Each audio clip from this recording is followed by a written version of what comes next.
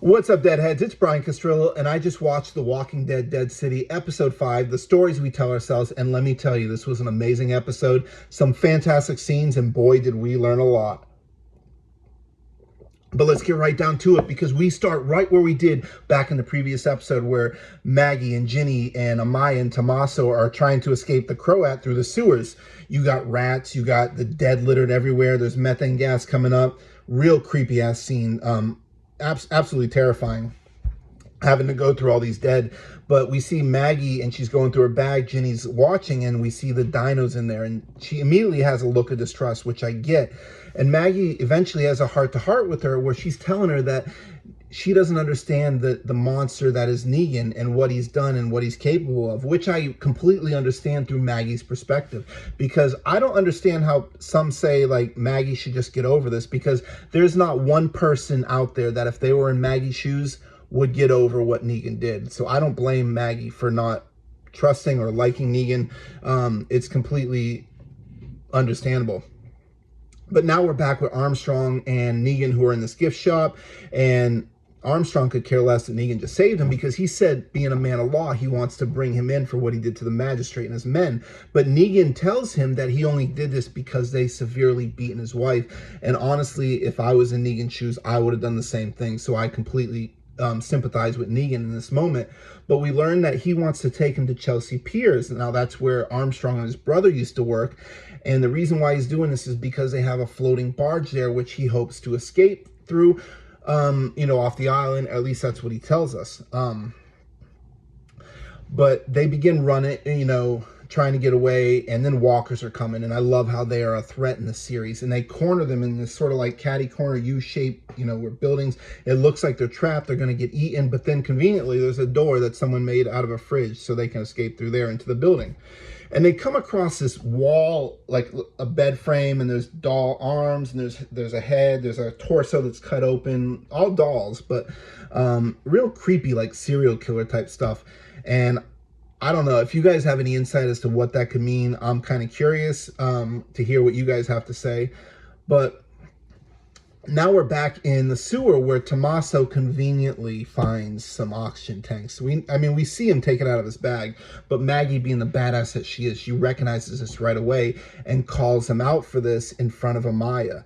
Now we learn that Tommaso actually is the one who is behind helping the Croat to get their people in that whole UFC scene where it was a trap and the walkers are coming in, and he was responsible for that, and that's why he got those oxygen tanks to be able to escape through the sewer with the methane gas. But Maggie is pissed off. Now Amaya is pissed off at him. But for some reason, Maggie is not wanting this oxygen, which I don't really understand considering the methane gas that's down there. But I digress. Now we're back with Negan and Armstrong, who are walking through that building that I mentioned before, and they come across this gruesome scene, which maybe this had to do with that doll scene, but there's a guy sitting who's tied up, and the flat side of an axe is literally sitting crushed through his skull.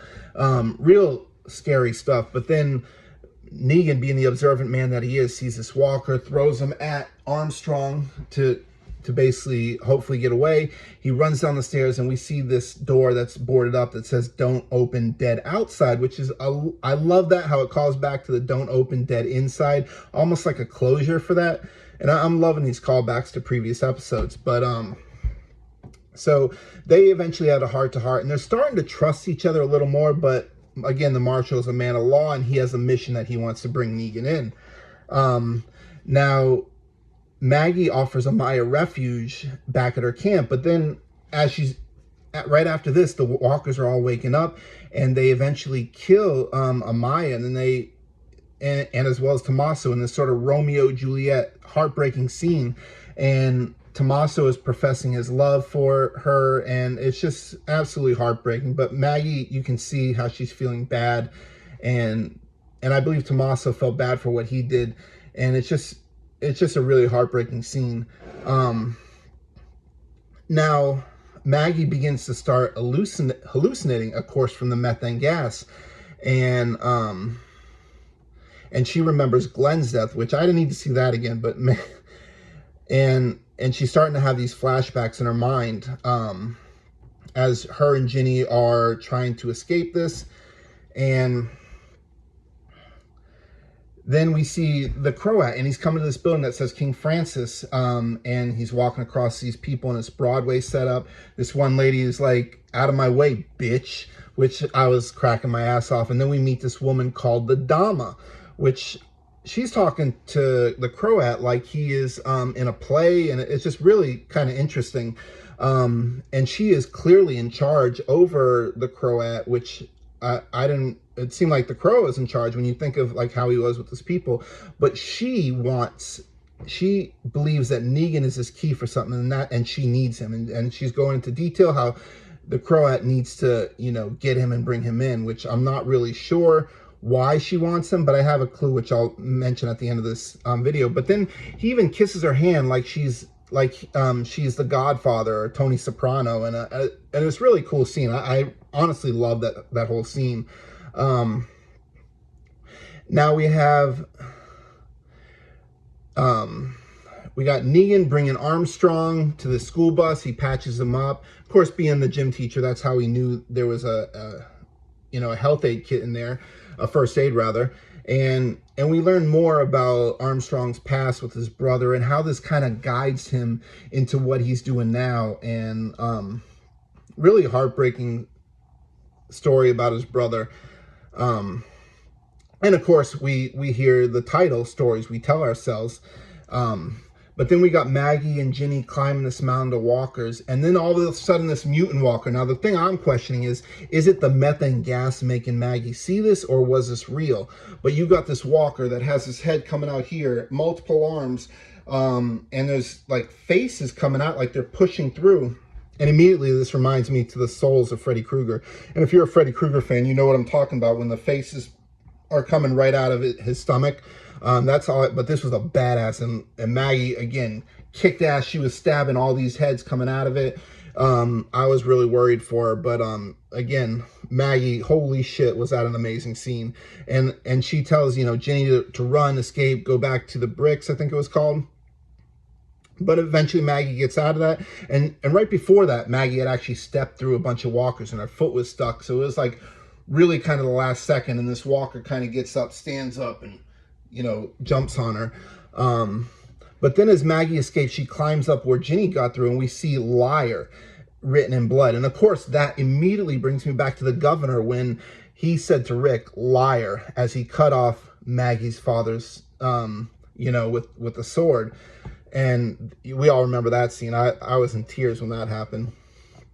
But then we see these flashbacks where Ginny, she's going up. Now, Maggie, right before this, had a heart-to-heart with Ginny where she was saying how their Croat threatened to take all their food. But we saw that there was in this flashback that Ginny actually climbed up into the silo and there was still plenty of grain. So Maggie had lied to her about that.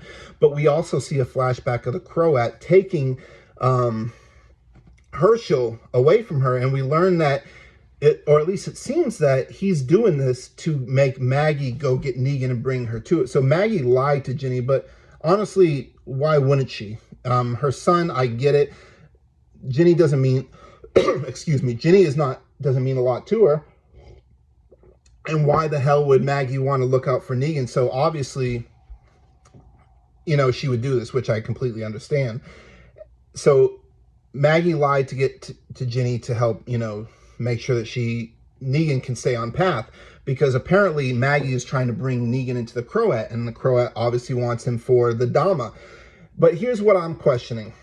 He showed her, you know, the wanted poster. And my question to that is, if the Marshal had the wanted poster and the Croat had the wanted poster, is the Marshal working for the Croat? That's something, that question. But now on the Dama, who is she? I believe she's one of two people. She is either Lucille's mom and she's upset at Negan for, you know, what happened, or she is Janine. And if you don't know who Janine is, go back and watch the episode with Lucille and you'll learn a little bit more about her.